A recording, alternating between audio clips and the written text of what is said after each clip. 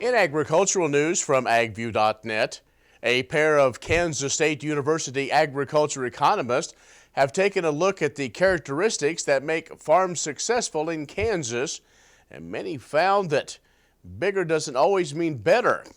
Ibendahl and Terry Griffin reviewed 10 years of data from the Kansas Farm Management Association.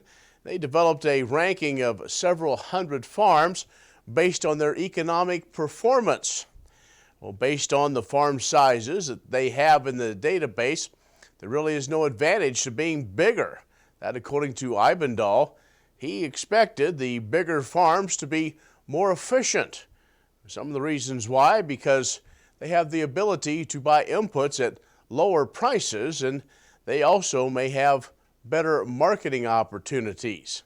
Now, Ibendahl did note that the K-State analysis has not yet looked at all the potential factors of profitability, but he said the surprising thing he's seen so far is that once you get to a certain size, there may not be an advantage to getting any bigger than that. He added that the farms in the KFMA database mostly between 1,000 and 4,000 acres in size. Griffin said the analysis considered the influences of 5 factors to profitability.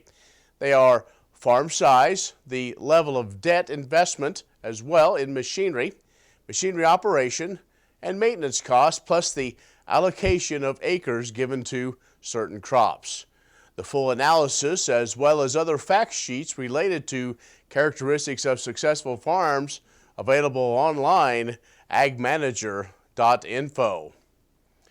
Well, the Environmental Protection Agency released its plan to change the renewable fuel standard regarding small refiner exemptions.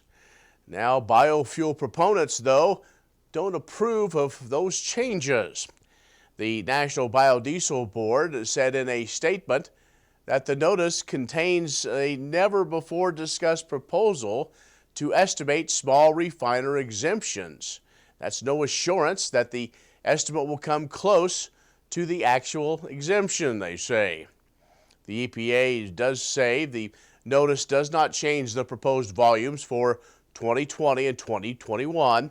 Instead, it proposes and seeks comments on adjustments to the way the annual renewable fuel percentages are calculated.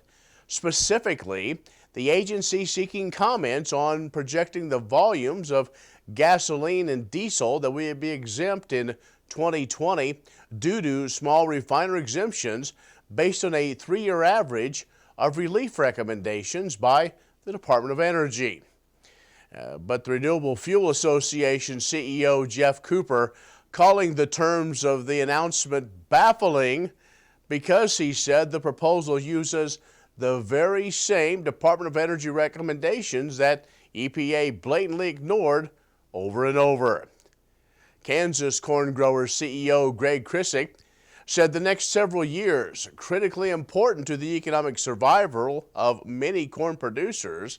He said they will hold the administration to that stated commitment that 15 billion gallons in the RFS truly means 15 billion gallons.